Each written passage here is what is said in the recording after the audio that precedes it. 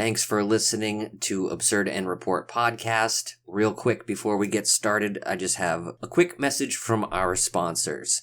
Today's episode is sponsored in part by Dead Canvas Art on Facebook.com.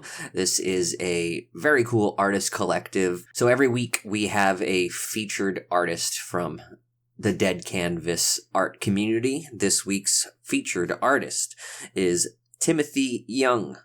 He has a Instagram at tattoosbyd.t, and that's on Instagram. You can find him on Facebook. He is an artist at Next Level Tattoo and Piercing in Foliv, Alabama. So once again, we want to thank Timothy Young and Dead Canvas Art on Facebook for helping us out with a little sponsorship here. So thanks for tuning in, and please enjoy our special guest episode with Nick Sadler from the band Daughters.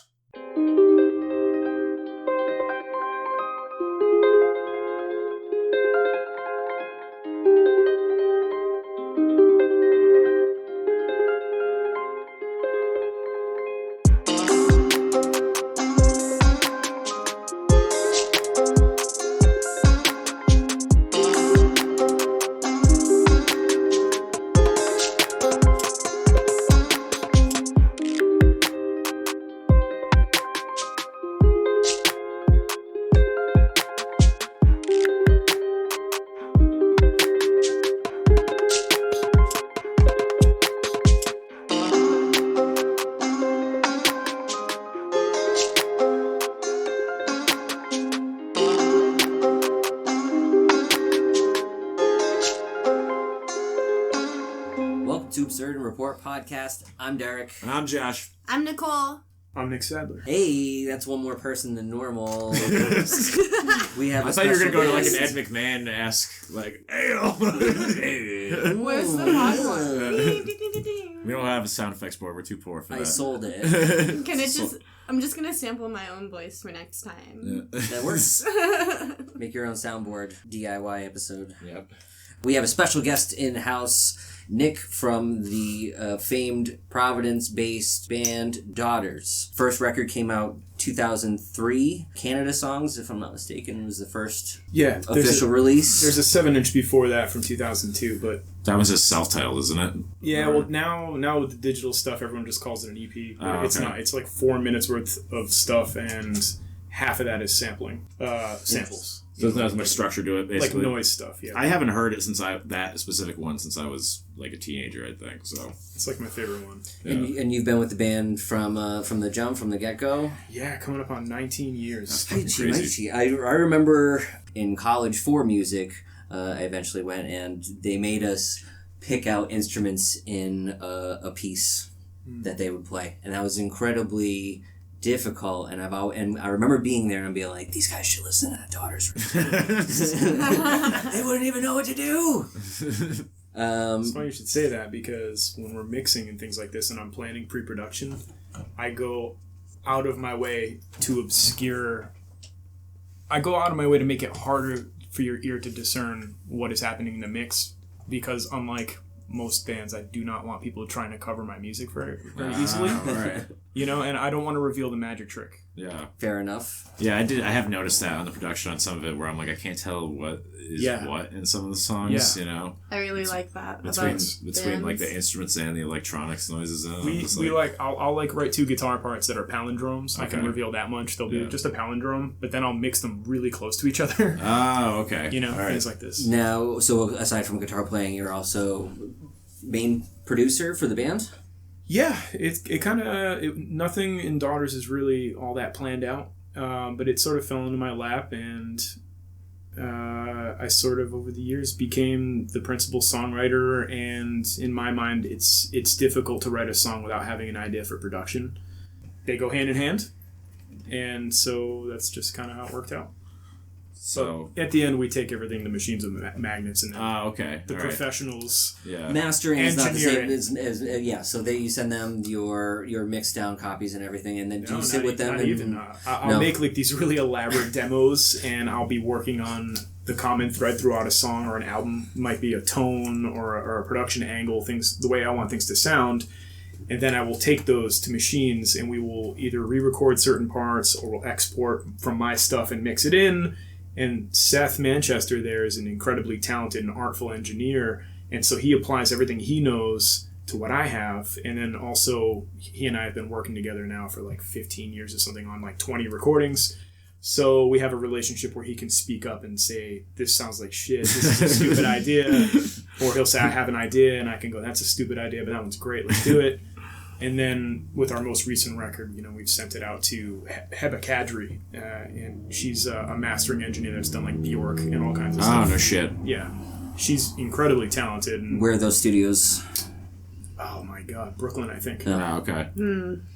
Yeah, that makes sense. That newer album's definitely like has that kind of a vibe to it. I would say like almost like late '90s art rock ambient stuff. Some of it, Also, it's 2020, so I'm feeling particularly stultified. Creativity is not coming to me like it used to. You and everybody else in this room. And sunshine and farts.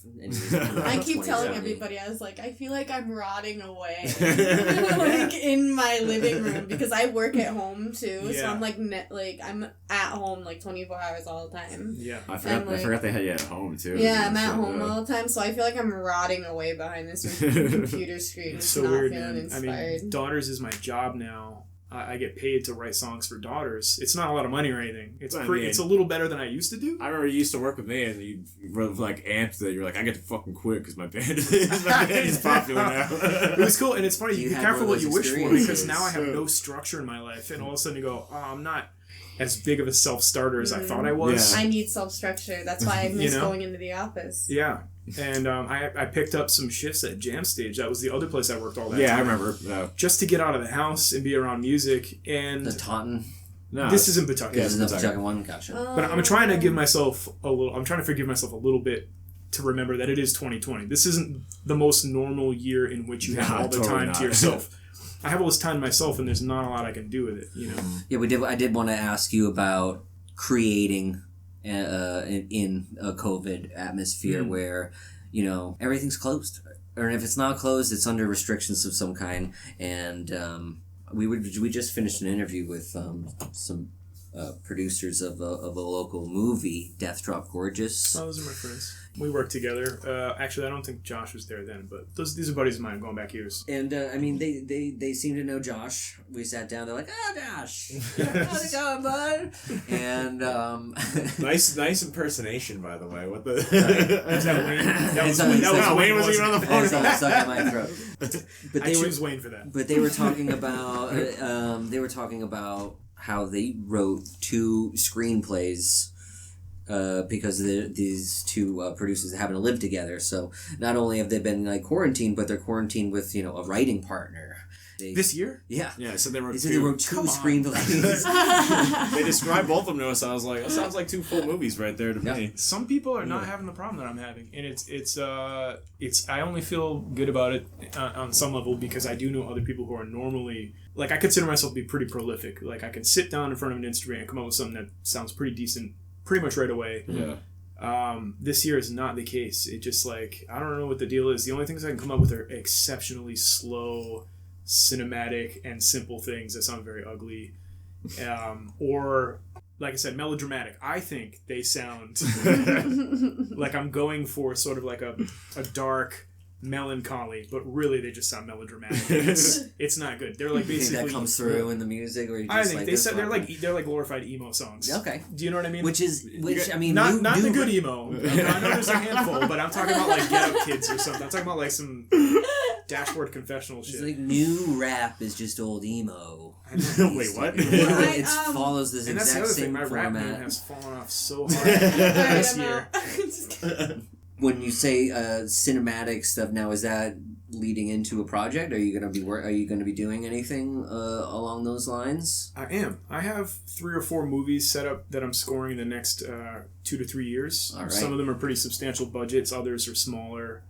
Actually, I was supposed to contribute music to a scene in Death Drop Gorgeous, but I just didn't have enough time.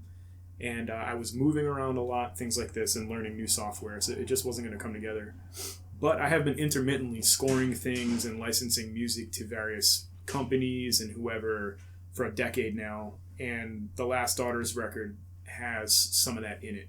Yeah, you get that feel of the ambience is kicked up. I let a little more in, Yeah. Typically, I think about like, how do I make music that sounds like Daughters, and how do I make this music sort of strange? And I'm taking for granted the idea that like to even do a band like ours for 19 years is strange in and of itself, because for most people it's unlistenable. Yeah. But I let some of the cinematic shit in, and that got me a little attention from various directors and people who work as music supervisors and things like this. So I'm self-taught, and I'm about to jump in and maybe embarrass myself, but I'm sort of saying yes to anything that sounds reasonable. Yeah, I mean, it sounds pretty awesome to me. I've never written anything. Of all the stupid bands I've ever been, I never got to write a soundtrack to a fucking movie or anything, so... Me either, really. Little things here and there. Yeah. I sold a lot of music to Alien Workshop skateboards over the years. Yeah. Like a ton. I didn't realize that. Are they still a company? So they're kind of dipping in and out. I think they're back again. Yeah. They sold it to Rob Dyrdek for a while, who destroyed it, I heard. Yeah. And then they bought it back, but they had to buy it back with like basically the owner and like one staff member. Oh, no shit. But that led to other companies reaching out. Like I'm constantly selling music to skate edits and BMX stuff, snowboarding, stuff like that. Because I'm telling you, if you were rocking an Alien Workshop board, 7th, 8th grade, that was like you were. It was either that Alien Workshop or the hookups. I was gonna say hookups, man. Now, before Daughters, Nick, what were you other projects that you were in? I've always done a lot of bands at once. Oh yeah. In the late '90s, I was in this hardcore band that was on Hatebreed's record label. The band was called What Feeds the Fire. And I didn't realize you were in that band. I was, yeah. I found that CD the other day in my stash of stuff. Yep. Some of those. Well, we broke up when our drummer was recruited into American Nightmare. He was kind of the glue that held the band together in terms of talent, because we were just playing chords, but this guy could play. Yeah. And he was like built to play fast hardcore stuff. American Nightmare took him. I was like 17. I was like mad, so I just quit the band. But they found members and kept going, and then it fell apart, and they formed that band Verse. Yeah, I remember that. Which was a much more well-known group in the area. So, What Feeds the Fire into Daughters was your sort of your there was jump. I was like playing in this metal band that I won't name because I don't want anyone on the internet to find it. It's just not whisper it over here. I have great memories of it, but it's not good. But I promise I won't tell everybody. Yeah, hey, there's stuff I don't put on my resume. You know what? I'll say this: right before that band split up, I forced them to become a goth band called The Fright. That you can look up. That's not the most embarrassing thing, but it's the reason why we broke up. And at our final show, I showed up gothed out, and everyone wore things like Earth Crisis basketball jerseys to piss me off. They resented this vision I had. Yeah. That kind of forced them into it. You just put your war axe back away. Yeah. Sorry. I'd be more played 2 songs, broke up, and got off the stage. I'd be more interested, though, if I showed up and everyone had Earth Crisis jerseys on, and then there was, like, one dude in the band. I'd be like, I gotta see what's about to happen. I was right like now. ceremony before ceremony, man. But I was also drumming in this goth band called Matadayo. It was like kind of like a mix between screamo and goth, which was sort of en vogue at the time. There was other bands doing similar things. This is maybe 04 we're talking? No, we're talking like 2000. Okay. And then when Daughters started, I had left What Feeds the Fire, but Matadayo and Daughters were sometimes sharing a bill. And then Matadayo broke up, and we went on to do Daughters for a while. Then I was kicked out for like a year. Oh, really? Yeah. Then I got asked back and done a bunch of bands in between all that stuff. The early Daughter stuff just reminds me a lot of like Locust and Albatross and stuff like that. Yep, all people we've come to know. Yeah, I was gonna say, I'm pretty sure you guys played a bunch with them, right? Yeah, the people in Albatross especially are like close friends. Good buddies of mine as well. Like nice. have you heard that new thing? The new track is crazy. No, I haven't heard it. Oh man, it's awesome. They put out like a new track, like 2 new tracks, right? I'll throw it on when it's like a 4-minute EP or something. Yeah. But yeah. Okay. That's cool. It's on YouTube right now. It's pretty sick. Definitely doesn't disappoint. That's awesome. You know, when Daughters got back together, we played a couple of shows in Pennsylvania. This was like in like 2016ish. It was the first time we were really able to ask musicians and bands that we'd like to play with us. Mm-hmm. You know, we never really had that luxury, but we had an Albatross do the Philly shows, and it was like it was, you know, I had kind of put that music aside for a while. Not them. I didn't go to that one, but I went the second time they played in 2016 down there. And it was, I mean, Eddie's voice was was fucking awesome, man. It was like a Valkyrie. Yeah, just dude. this banshee, and they were just really, really, really good. Yep. You know, and I was so proud to watch them up there because they had come back for those shows too. Yeah. They weren't playing it all that time, but when they came back, it was like, in my opinion, better than they were. Yeah. There's a lot of new songs they haven't even recorded yet that are fucking really cool. nasty. So yeah, that should be pretty fucking interesting. Cool, but man. Congrats to those guys. That's what that was reminding me of the other day when I listened to the first two albums, especially the first one. I was immediately like, oh, I remembered how I found your band in the first place was that. Yeah, we met them on our very first tour. We just happened to play a show together in Pennsylvania, and we became fast friends, and, you know, we've been hanging out ever since, really. Yeah. You know, they come to our shows still. Good shit. When we're in town. Speaking of shows, the last shows you guys had in Providence, can you tell us about that a little bit? Because I know it was... I think those are 2013. Yeah. Right? Yeah, that's when the last time you guys played around here. But... We just wanted to play a show or two and then quietly make a record. Yeah. It wasn't going to be a big deal, but we did want to play a show, so we booked it. And we were going to book it at Ace 220 because we were certain no one was going to care. And seriously, seriously. And then the only reason we moved to the Met was because we had never played our self-titled record live before, and I had tried to push us into new territory, meaning we needed a much better PA. And then it sold out in like 11 hours or something. Immediately, people flying from places like Jerusalem. Jesus Christ. And which completely blew our minds. Yeah. And they added a second night, and that didn't sell out in pre-sale, but I think it came close in walk-up. And anyway, so those two nights were basically, to that date, the most success we'd ever had as a band. And they were a lot of fun. We weren't particularly good, but we brought out like the most amps. It was the densest sound. It was so ridiculous.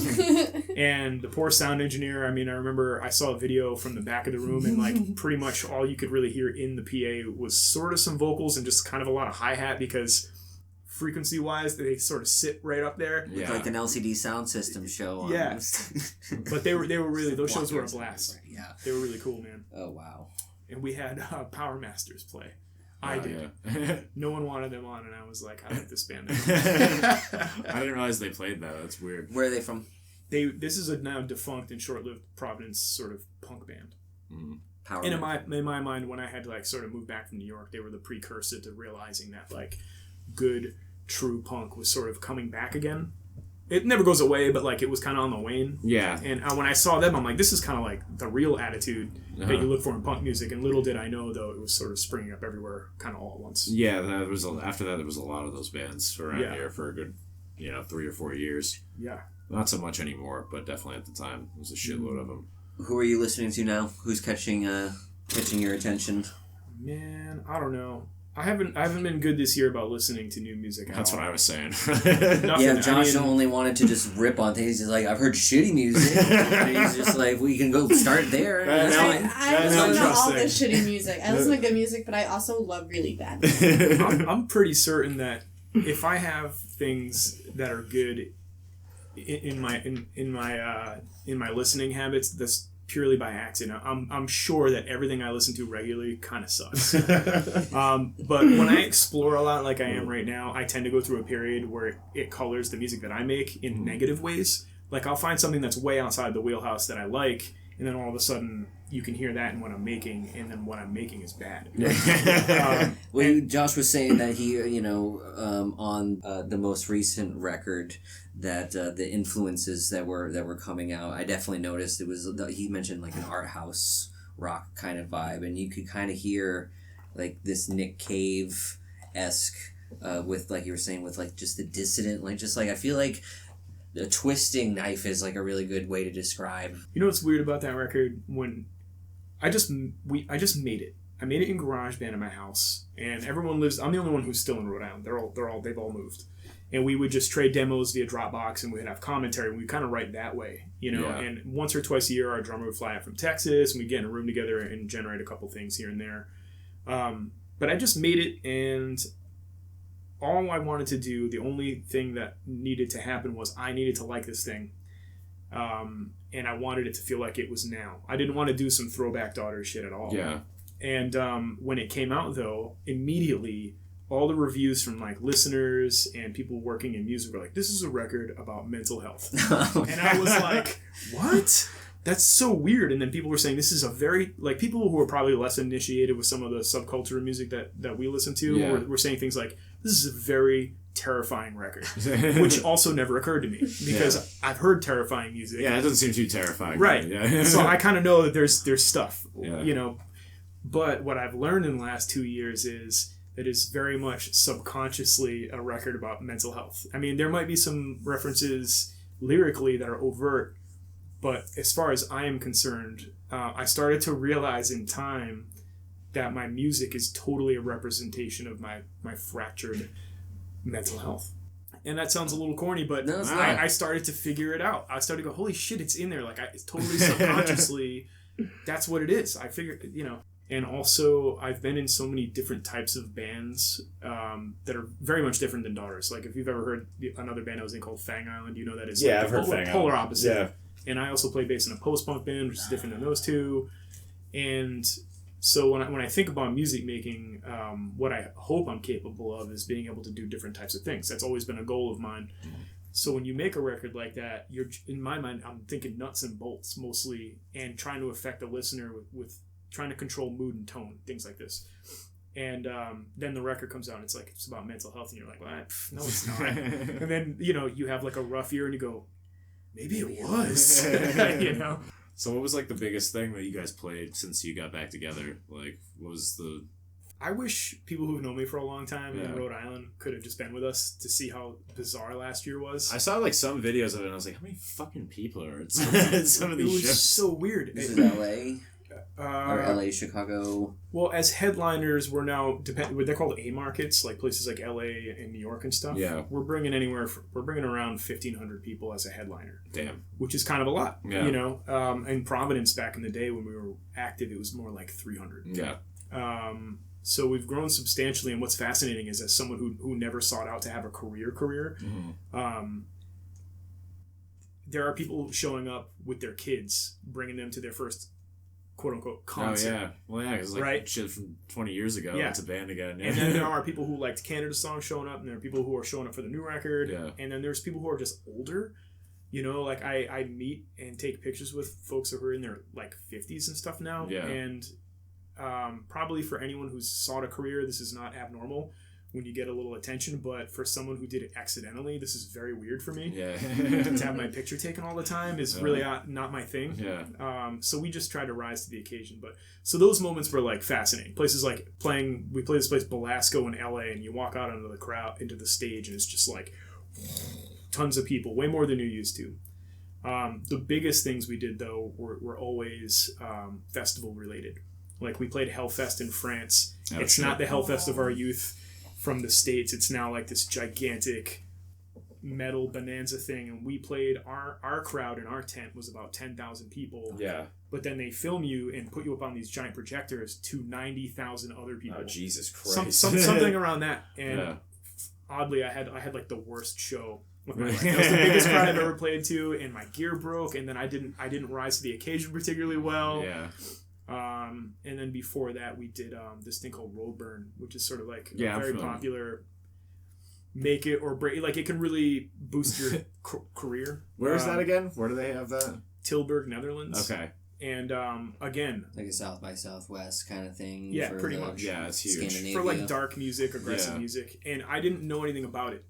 I literally just went to Jam Stage for many years, H220 for many years. I don't read music journalism. I don't learn about fests because my music never gets there, so why the fuck do I care? And I can't afford to go to any. Yeah. So I literally get there and I'm like, oh, this is cool, and walk out onto the stage, and it was like the room starts here, and then sort of as it goes back towards that to the rear of the room, rises up, so that way people can stand and still see the show. And it was just like, it just seemed like this endless cascade of people, and I was absolutely terrified. The stage was gigantic. Yeah. And also had a weird show at that one too, because if you move away from the monitors and you're not used to that shit, you just can't hear anything. Yeah, that's like true. Your drummer's so far away you can't hear a snare, which is odd, you know. And there was an AC unit that no one told me about, so I set all my guitars up in front of it. So every time I picked one up, it was way out of tune. Because it just cooled everything. It just I would make it super hot and sweaty, and it would cool, and it would just like detune, and then we'd have to like fuck up the flow of the set, or the sound engineer would have to just highlight the other guitar player who's a hired gun. So that's like not ideal. You want to highlight the dude who's in the band. You know. Yeah. How does a hired gun react when you hand him one of your records? Be like, this is what we need from you. We've had a few over the years. We try to meet people and play with folks who are familiar not just with our music but with making challenging, artful, like underground stuff. Like we've had a member of the band Terra Mellos play with us. Oh, all right, yeah. So like this person arguably would have some insight. Weirdly, we've had this guy Gary with us for about 12 or 13 years now. Gary? Gary. The Gary. Yeah, Gary. If he ever... I don't want to seem like we're making fun of this guy, but I might as well just tell you his last name is Potter, which was a thing for a little while when Harry Potter was a big deal. Gary is actually... I couldn't help myself. I had to say it out loud. That's the only thing that He's really from Richmond, Rhode Island. He's from Richmond. Okay. And he is a magician. He is a magician. A Richmond magician. Yeah, you don't know about fucking Richmond Magician School? You've never been there before? Yeah. I do not, and I dabble in the... slightly in the... Yeah. Well, your credits do not transfer to an actual college from there. This dude is a magician on the guitar. He has to be one of the best guitar players on the planet. He's crazy good. Yeah. And he has no insight into underground music. This is like a Berkeley guy, jazz, He's just blues. nasty at playing a guitar. He's just incredible, and he was in a rapcore band in the 90s that I had the misfortune of catching. We all. Sorry. I was in plenty of bad bands, but not rapcore. But yeah, Gary's band wasn't any good, and I saw it, and he always stuck out in this group. Not as a good player, just I didn't like what he was doing. And then years later, I started working in a guitar shop, and he was teaching there, and I was like, this motherfucker teaches people how to play guitar. Yeah. Wow. He's got to be ruining the lives of these kids. And then one day I walked by the room and I heard what he was doing. He was like in between lessons, and this dude was just riffing over this Les Paul song. And it was like the most adept and incredible playing. It blew my mind. I couldn't believe that the same guy from this rap band was like that fucking good at guitar. And anyway, so Gary is profoundly good and also a profoundly kind and generous person.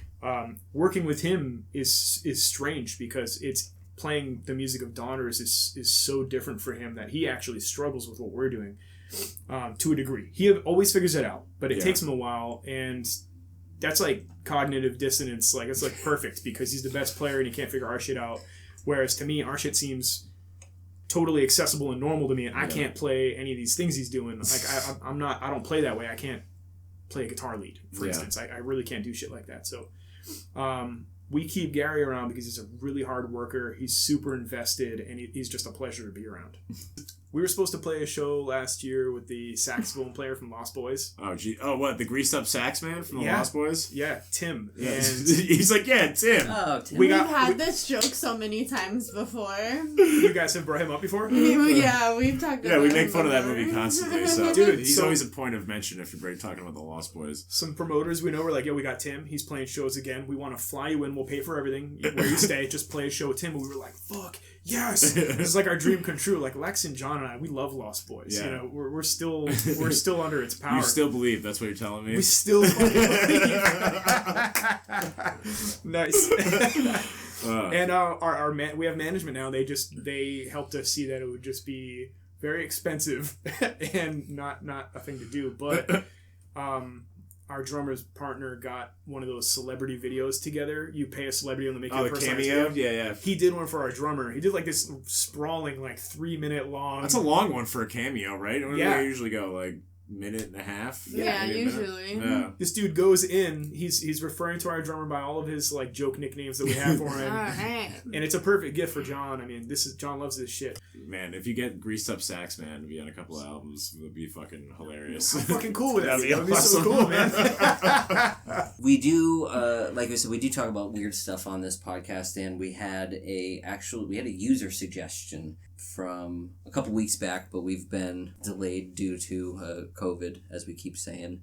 But the user suggested that we talk about something called the Sahara Sea. Have you heard anything about this? You know about this? You hear about this? No. Neither did any of us, and actually when we went online to do some research, it was rather limited. All we got was like maybe 1 or 2 articles One of them was from 1911 and seemed to be in a type of English that I no longer understand. So you're going to say that news from 1911 isn't trustworthy? Not trustworthy, but it was very difficult to understand. Because I'm saying it's not. But basically, there are these projects that have been proposed all over the world. One of them has actually been seen through, but it's basically a hypothetical land removal from barren regions. So in 1877, this Scottish entrepreneur named Donald Mackenzie kind of had this idea to create a irrigation canal that would lead into northern Africa, to bring water to basically a landmass the size of Lebanon is what they're looking at. If just thinking about the undertaking that would take. They wanted to nuke the whole, right? Downward down the timeline, as they kind of figured out how impossible this project would be in the middle of the desert. It would take decades and tons of people would die because you're just literally working in the middle of the desert. Sounds like the worst job to have. Later on in the 20th... You don't want to go nuke shit in the desert? No. Like, right, who the hell emailed this suggestion? You get stuck out there, it's like 120 degrees on a good day. On a good day. When there's not nukes. But I mean, going forward, it is one of the last, uninhabited places in the earth, and as population gets to be a big problem, desert projects like this seem less and less crazy. Now, Josh was saying one of the proposals for it was to drop somewhere around 220 nukes into the same location, over and over and over and over and over and over and over again, and to just get down to where seawater would just fill it up, and then they could just be like, well, good job, Johnson. You did it again. That was a real suggestion? That was a real actual suggestion. For some reason, I thought you said this was Josh's suggestion. This is my master plan. What kind of crazy shit is that? You can't drop 220 nukes anywhere. Well, this is what they were going at back in the 40s. Why everything was proposed. But like I said, as the overpopulation starts to become a problem. You can't even have a fucking gender reveal party. Let alone drop 220 nukes, man. The Middle East nuked. An ocean-related scam.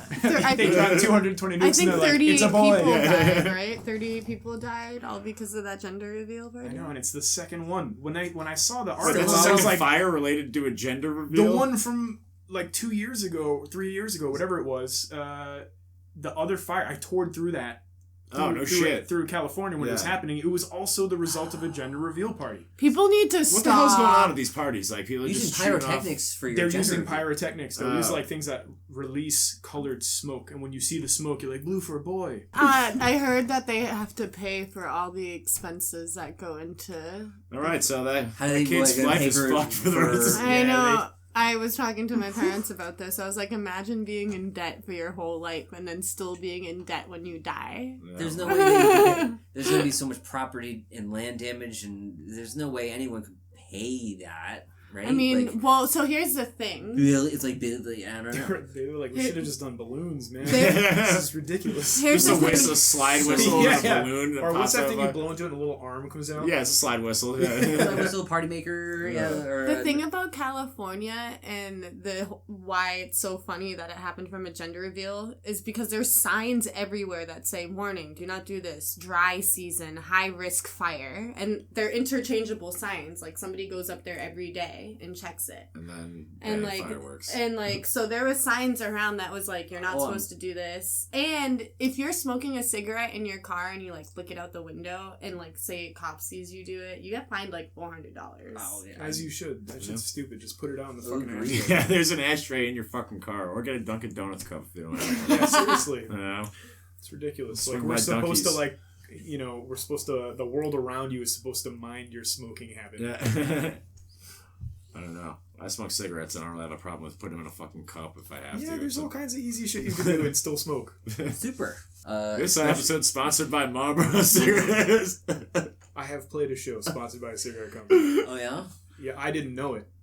You roll up and you're like, oh, there's Camel cigarette ads everywhere. Yeah. You take them down before you play. So, So I guess wrapping up one more thing on these Desert Sea projects. There's more of them in the works. One of them was the Salton Sea in California, which is actually the largest lake in California, was a desert restructuring, as you might want to call it. It's a lot smaller now because it's a salt lake and it's out in the sun, so it's like being evaporated and stuff like that. I think the suggestion at the time for why they were doing this was that they were hoping to de-escalate the population, like the masses in the cities, in hopes to draw them into where the desert was, so to speak. Oh, this is why we have all these bizarre empty cities on the globe and strange places like that. No, it's true. Have you seen these? Yeah.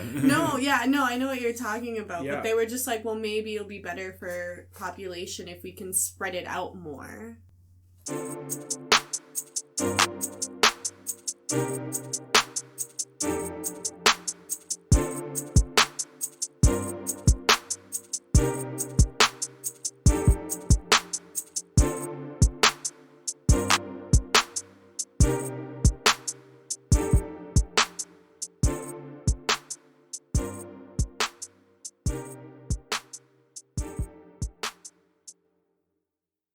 Yeah, I gotta get into it more, man. I don't know, man. What's your guitar setup? What do you have a go-to guitar that you're stuck with? That I record with? Yeah. I've gotten some more guitars, like the daughters. Like I have signature guitars that are about to come out this year. Get out. Which is very weird, but that I have like sponsorships and endorsements and things that didn't exist before. But my go-to is like a $50 Fender Squire all stock because it records. It sounds fucking incredible. It's crystal clear. That's what I used on that whole record. Oh, no shit. A blues driver and a $50 Squire for like 99% of the record. Wow. some of the things you needed like a Les Paul or something just because you needed more body. But when you said it was like a 90s noise rock record, my goal was to try to make it sound like an 80s production style thing. And my demos sound that way, but Seth smartly helped me like blend it a little more because I was seriously going for like gated drums, like I wanted that, full though. like Killing Joke. I love that so much. Yeah, and I was all about it for like the 6 years it took me to make a record. I'm like, this is gonna be my tribute to reverb and 80s production styles. I love reverb. I got to Machines and they were like, nah. No. They were like, we're not doing that. They're like, some of that's staying, some of it's going. Yeah. I just love 80s stuff so much. Me too. I can't fucking help it. obsessed. I keep thinking I'm gonna. It just keeps sticking. You know what I've been doing lately? I've been watching the worst 80s shows, one of them being Baywatch. That's 90s. Lord. Is it 90s? No, it's not. Totally. It's 80s. No way. No, we watch it. I was a little kid. Maybe it No, started it's in the 80s. 80s. It's definitely 90s. Pamela Anderson's on it. Yeah, it was definitely 90s. No, but she wasn't on it for the first season. Maybe it did start in the 80s. Or the second season. She wasn't on it for like 2 pretty seasons. late 80s. No, yeah, look it up. Anyway, Oh, there's well. tons of montages of like butts. Like Yeah, it's Baywatch. it's okay, so Baywatch fucking is Baywatch. mostly montage and butts. That's and funny like because 10 minutes of that's from an dialogue. era in which boobs were the thing that everyone liked. Sure. Yeah. But, like- Butts are like now. Pamela Anderson built her whole career off. Yeah, everyone cared about boobs. No one had a butt then.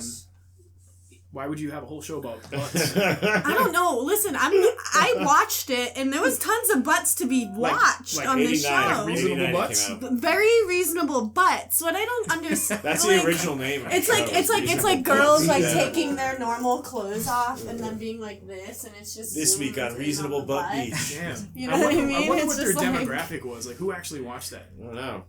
It came out in 1989. I can't Whoa. picture a lot of guys really watching it because the dialogue isn't It's that. for like pervert 10-year-olds around then because it came out. It would be on at like 5 o'clock in the afternoon. Like Most things are just The marketed guys are hot towards sometimes. 13-year-old boys and girls. You know what I mean? Like it's, I'm not gonna lie, I kind of live for the Hoff and Baywatch. the Hoff. you just That's call like it that's like OG dad bod. the, that's like- the original. That's Have like you ever- curly, That's like his trap full name, body actually. pubes. So my friend Kate, who I worked at Very with German. at Newberry Comics with, Mhm. she showed me Dilfs of Disneyland. What the fuck?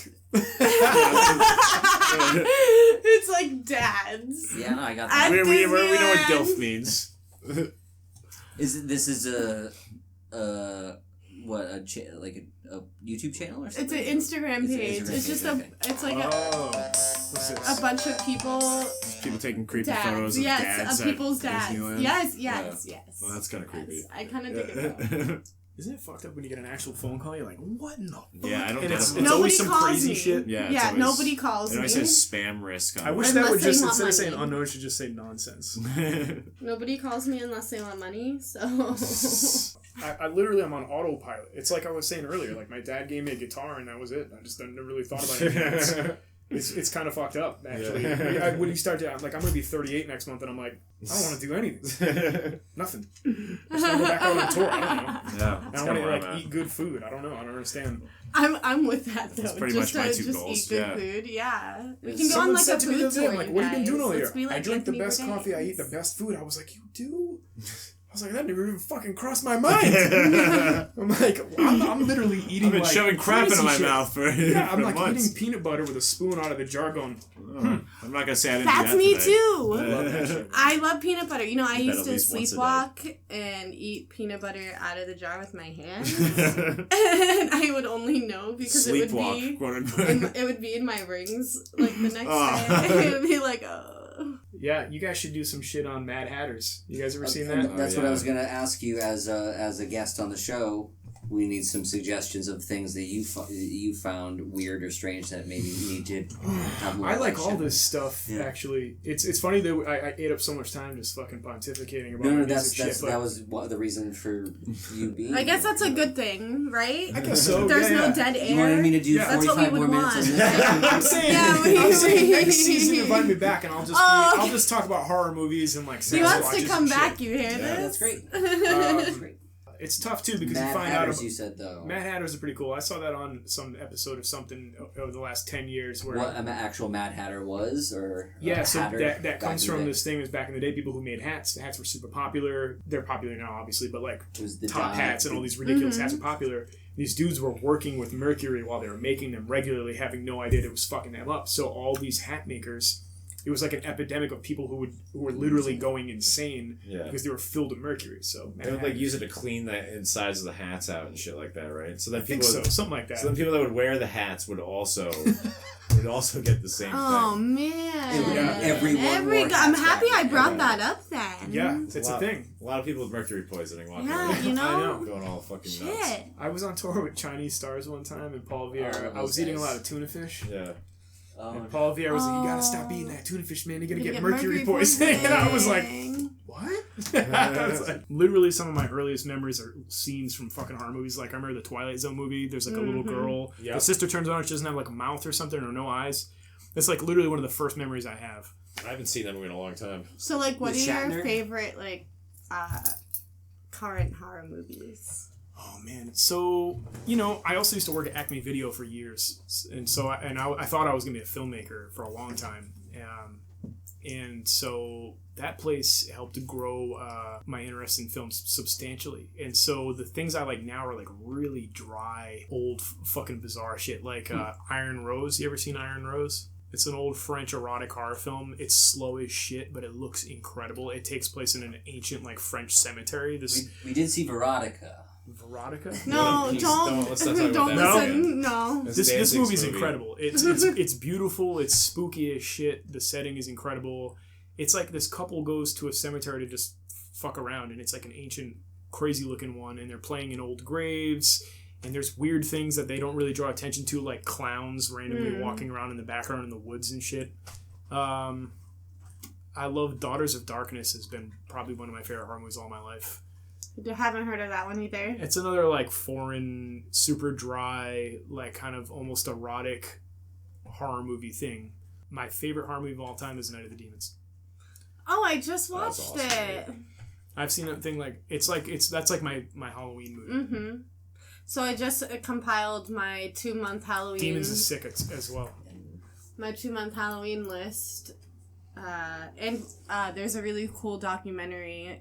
If you haven't seen it, it's called In Search of Darkness. It's like 4.5 hours. I watched it. As soon as it came out, I was having a bad day or something. I watched the whole thing. Wasn't it really good? Sitting. It was, here's the thing. I'm not sure how deep your knowledge goes. They didn't say shit I didn't already know for the most part, but I loved it. I loved it. I was just like a pig in shit, just enjoying myself. They talk about all the dopest movies. They reference films that are cult favorites, not really at the top, and even when they don't talk about them, they're always showing poster art for like more obscure horror movies and stuff. Yeah, we just did a poster film a poster thing talking about for the posters, podcast? movie posters. Nice, I love that shit, man. You know what I have that you guys might remember? Are we all around the same age? I'm 36. You're 36? Yeah. How old are you? 36? Yep. 28. You seem a little younger. That's okay. Weird. Okay.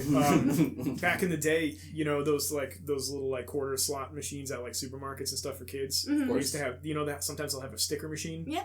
In the 80s, they had ones that were just filled with horror movies. Do you guys do? But I have all of them. Yeah. Horror movie stickers? That horror was still movie holographic stickers from the 80s. I have every single one. I remember the holographic ones. I remember getting one that was a Def Leppard. Holy shit! I feel like I remember that sticker. That was like the coolest. To me, it was like the coolest thing ever. I had that tape when I was little. Like my mom had like all Buffy ones. The big posters around me. Yeah. Pyromania. I had that shit. And I had the Fresh Prince of Bel-Air tape. The Nightmare on My Street. The Nightmare on My Street, which is a common actual topic on this podcast. Really? Yeah. That's interesting. What about I have like no records. I don't collect records, and but I do have the Fat Boys Nightmare on Elm Street record. I don't have that one. I have a lot of Fat Boys records. And I'm kind of wondering if maybe they got permission or something. Yeah, they probably actually got licensing. They got permission because they, like, if I'm remembering the album correct, they had, like, Freddie on it with them. I think they have a song in one of the soundtracks in all likelihood. Yeah, in fact, I feel like I remember seeing Robert Englund on the artwork. Yeah, like in a photo with them. Yeah, I think he's on the front cover. Yeah, there you go. Right there. I went through a phase where I was sifting through all the horror movie related offshoot records. So like there's a Freddy Krueger album. You guys ever heard that? That's the one I'm talking about. This is the one I have. Yep. I believe that's called beatboxing. I believe they call that the hip hops. Yeah, there's a whole Freddy Krueger album. It's terrible. There's also have you ever heard the Crypt Keeper record? What is it? The Crypt Keeper has an entire hip hop record. God, it's maybe that's an episode we should do. Return of the Bruno? Bad horror movie records, or just bad horror movie records, or bad rapping records. Because I know Rick Moranis did like a rapping. Oh, you got to do the Fieldy record. The Fieldy of Dreams. Yeah, Fieldy's Dreams. Fieldy's Dreams. That's low hanging fruit. Yeah, I mean, it has to be in there a little. It's a strike zone. You want to hear something weird about Lex? Lex has a Fieldy's Dreams tattoo. Yeah, him and the rest of the fucking Invincible thought that record was so funny. They all agreed to get like joke Fieldy's Dreams tattoos. Yeah. Lex has some of the worst tattoos I've ever seen in my life. He's covered in. He does not give a fuck. So he got one instantly, and then everyone else chickened out. So now he's the only one who has one. That's fucking funny. Yeah. That is pretty funny. No, but you should cover fucked up off-brand horror movie merchandising. Okay. There's a lot of that shit. There's so much you could. Flamethrower. Isn't there an Instagram dedicated to this? Off-brand. Probably. There's an Instagram for like everything. No, there really is. Like oh man, I remember. Tales from the Crypt record. Yeah, you should put that shit on. It's probably on YouTube. Yeah. It's the worst thing I've ever heard in my life. Sounds fucking awful. It's the guy who does the Crypt Keeper voice, like trying to rap. Oh my god! And he's going like, "It's evil over here," like and it's going. God. It doesn't make any sense. He's not on the beat. Nothing rhymes. It's fucking terrible. The Tales from the Crypt cartoon is back on streaming right now. That's bad. I watched it. It's on like Crackle or something. There's Creep Show is a show now too on Amazon Prime. It's actually this is awful. I didn't like it. I just do. I like Body Bags and I like Creep Show. Body Bags is cool. Yeah. Carpenter. Yeah, I did like the John Carpenter. It's same thing, but John Carpenter's version. You know what sucks that they set it up like it's gonna be that is that fucking whack show that showed up in the last year called Nosferatu, but it's spelled like N0S4. My old guitar player was working on it, yeah. Holy shit. Filmed around here. Yeah. Is that the guy who works at Borealis? That dude? His name's Alan. I feel like I have another friend who said the same thing, but that they like runs or owns or works at Borealis Coffee in East Providence. Oh, yeah, I don't know. Anyway, it starts off like this Crypt Keeper vibe, and it's so shitty. It derails instantly. Like instantly. It's so bad. Derails by him not having his own rap song. Well, do you guys have any more questions for our guest? I think that about wraps it up. You want to talk about grindcore? We'd love to talk about it. We'll talk about anything and everything. Cool. Thanks for having me. All right. Thanks a lot, Nick. Appreciate you coming in. No problem. It was nice meeting you. It was nice to meet you.